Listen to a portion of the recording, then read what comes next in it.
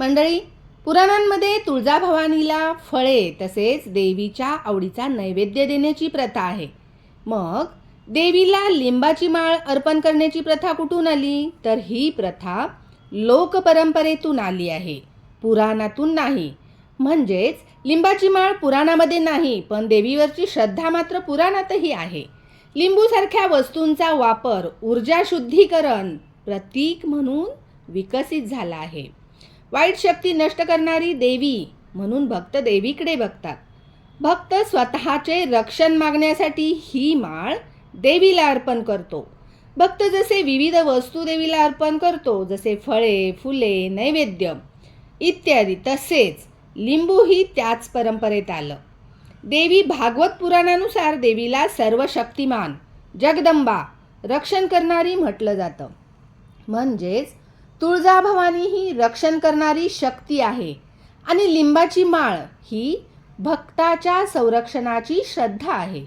देवीला लिंबू आवडतं म्हणून भक्त लिंबू अर्पण करत नाही, तर देवी ही नकारात्मकतेचा नाश करणारी शक्ती आहे आणि लिंबू हे संरक्षणाचं प्रतीक आहे, अशी लोकमान्यता आहे.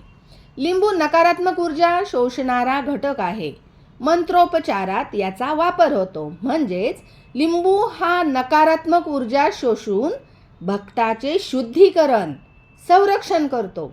आणि देवी म्हणजे शक्ती, अधिष्ठात्री शक्ती आहे. त्यामुळेच देवीची नजर उतरवण्यासाठी सुद्धा, तसेच भक्ताचे वाईट शक्तीपासून संरक्षण करण्यासाठी म्हणून देवीला लिंबाची माळ अर्पण करण्याची प्रथा निर्माण झाली आहे.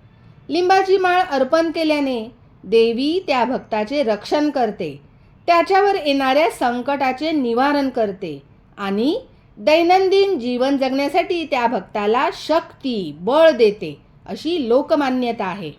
भक्त देवीला 9, 11 किंवा 21 लिंबाची सामान्य माळ घालतो, किंवा जर मोठा नवस असेल तर 51 लिंबाची किंवा 108 लिंबाची माळ सुद्धा भक्त घालू शकतो.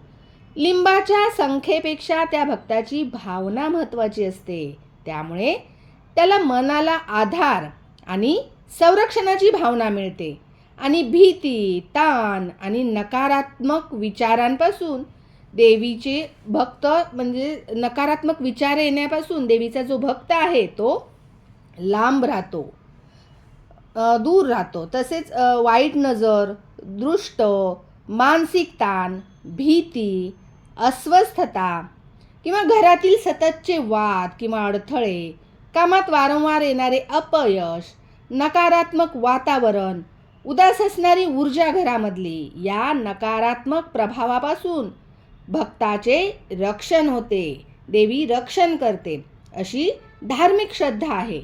लोकांनी माळ अर्पण केल्याने भक्ताचे, त्याच्या कुटुंबाचे आणि घराचे पूर्ण संरक्षण होते. लिंबाची माळ अर्पण करून भक्त देवीला प्रार्थना करतो की घरात शांतता राहो, सर्व संकटे दूर हो, नजर किंवा वाईट शक्तींचा प्रभाव नाहीसा हो आणि कामातील अडथळे दूर होत. देवीला लिंबू नाही तर तुमची श्रद्धा आवडते आणि श्रद्धेने मनापासून अर्पण केले की देवीची कृपा मिळते. देवीला वस्तूने नाही तर भावनेने आनंद होतो. धन्यवाद.